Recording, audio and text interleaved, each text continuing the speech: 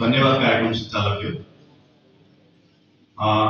युवा उद्यमशीलता प्रवर्धन सम्मेलन प्रणाली प्रदेश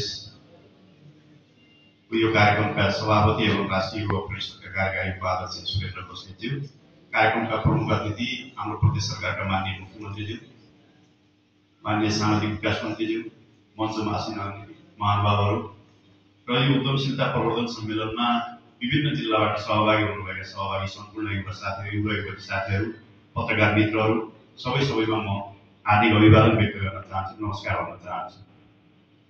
सबभन्दा पहिला त यो उद्यमशीलता प्रवर्धन सम्मेलन जो राष्ट्रिय युवा परिषदले आयोजना गरेको छ, यो आयोजनाको लागि धन्यवाद दिन चाहन्छु र यो सम्मेलन आफ्नो उद्देश्यमा पूर्णतः सफल रहनेछ यो विश्वास व्यक्त गर्दै यो सम्मेलनको पूर्णतः सफलताको शुभकामना व्यक्त गर्न चाहन्छु।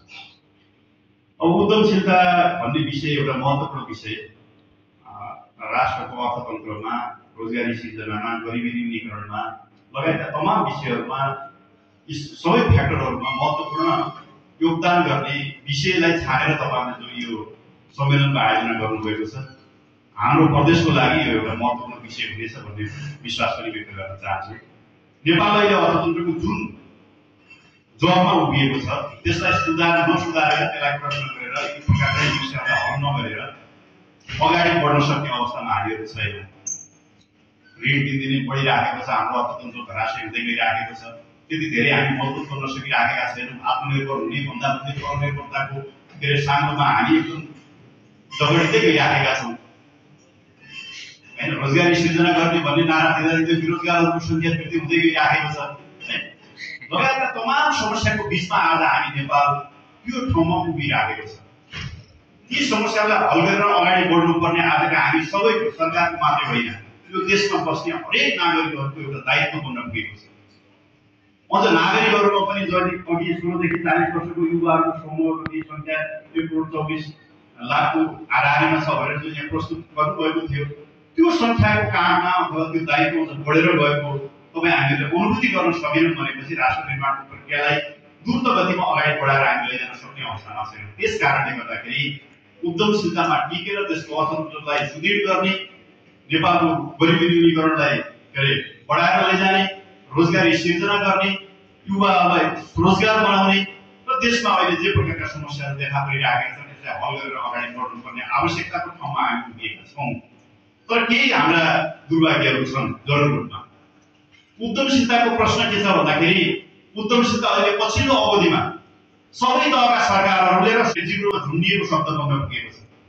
मेरो आफ्नो अनुभूतिमा तपाईँलाई भन्दाखेरि सेयर गर्दाखेरि म के देख्छु त भन्दाखेरि चाहे त्यो संघीय सरकार हुन्, चाहे त्यो प्रदेश सरकारहरू हुन्, चाहे त्यो स्थायी तहका सरकारहरू हुन्, सबै नीति कार्यक्रममा त्यसको सुन्दरता प्रदर्शन गर्नको व्यक्त गर्नको निमित्त प्रयोग गर्ने शब्दको रूपमा उद्यमशीलतालाई प्रयोग गर्ने गरिएको छ।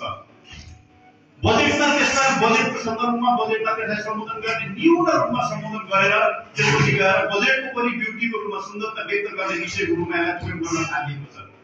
मलाई लाग्छ यतिले मात्रै नीति कार्यक्रम र बजेट र त्यसपछि गएर समग्र राष्ट्रको सबै कार्यक्रमहरूमा यति विषयले मात्रै उद्यमशीलतालाई प्रवर्धन गरेर जान सक्ने हुँदैन।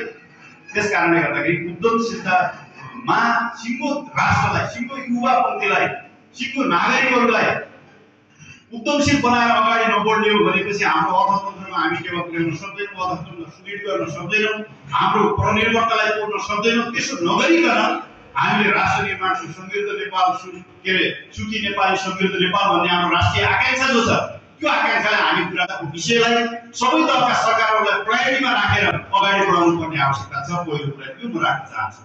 दोस्रो कुरा के छ भन्दाखेरि सरकारले व्यवस्थापन गरेका कार्यक्रमहरूलाई युवासँग पुर्याउने, युवा त्यसबाट जानकार हुने, युवा त्योबाट शिक्षित हुने र त्योबाट लाभ लिने सन्दर्भमा पनि हाम्रा कहीँ न कहीँ ल्याप्सेसहरू रहेका छन्। जो उद्यमी छ उसले कार्यक्रम बुझ्दैन, जो उद्यमी छैन उसले कार्यक्रम बुझ्छ। राज्यले स्रोतको परिचालन जो गरिरहेको छ त्यो स्रोतको परिचालन उद्यमीसँग पुग्दैन। राज्यको स्रोतको परिचालन कहाँ पुग्छ त भन्दाखेरि जसले उद्योगको नाममा केही अर्कै धन्दा गरिरहेको छ त्योसँग राज्यको स्रोत पुग्दाखेरि यसको उद्यमी र राज्यको स्रोत परिचालनको बीचमा कनेक्सन नहुँदाखेरि, यसको बीचको कनेक्टिभिटी नहुँदाखेरि अपेक्षित परिणामहरू आउन सकिराखेका छैन। त्यसकारणले गर्दाखेरि राष्ट्रिय युवा परिषद लगायतका तमाम यस्ता प्रकारका निकायहरूले राज्यको स्रोत खास गरी उद्योगीहरूसँग पुर्याउनको निमित्त विभिन्न सङ्घ संस्थाहरू सरकारको आफ्नै पहल कदमी होला र त्यसपछि गएर तपाईँ हामीहरू जस्ता सचेत व्यक्तिहरूको माध्यमबाट पनि यो राज्यको लगानी र त्यसपछि गएर उद्योगीहरूको बीचमा कनेक्ट गर्नुपर्ने आवश्यकता छ। त्यसपछि मात्र यसले सफलता प्राप्त गर्न सक्छ भन्ने कुरा मलाई विश्वास लाग्छ। त्यसकारणले त्यसमा पनि हामी कहिले चुकेका छौँ, हाम्रो समस्याहरू छ, त्यसलाई हामीले व्यवस्थित गरेर लैजानु पर्ने आवश्यकता छ।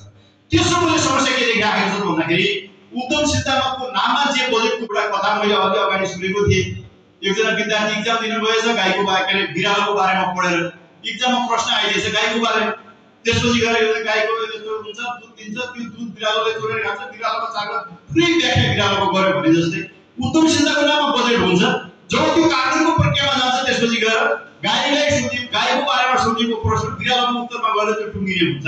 त्यसकारणले गर्दाखेरि जहाँ जे तोकिएको छ त्योभन्दा बाहिर गएर जब त्यसको व्याख्या हुन जान्छ, जब त्यसको कार्यान्वयन हुन जान्छ, त्यसपछि गएर हामीले अपेक्षित परिणाम कहाँबाट निकाल्न सक्छौँ? यस्ता प्रकारका समस्याहरू छन्। यी समस्यालाई हल गरेर हामी अगाडि बढ्न सकेनौँ र खासमा उद्यमशीलतालाई केन्द्रबिन्दुमा राखेर युवालाई त्यसप्रति आकर्षित गरेर पछिल्लो युवा पिँढीलाई त्यसप्रति आकर्षित गरेर अगाडि बढ्न नसक्यौँ भने हामी मञ्चमा भाषण त गरौँला, समस्याको बारेमा फेरि सिद्ध प्रस्तुत गरौँला, तर समस्या हल हुने र त्यसपछि गएर राष्ट्रलाई समृद्धिको बाटोमा लैजाने, विकासको बाटोमा लैजाने र अहिलेका समस्यालाई हल गरेर अगाडि बढ्ने ठाउँमा हामी पुग्न सक्दैनौँ। त्यसकारणले गर्दाखेरि म के आग्रह गर्न चाहन्छु भन्दाखेरि प्रदेशको सरकारको मुख्यमन्त्री मन्त्रीज्यू पनि यहाँ हुनुहुन्छ, हामी सबै त्यतातिर केन्द्रित भएर अगाडि बढौँ भन्ने म आग्रह गर्न चाहन्छु। प्रणालीको हकमा उद्योग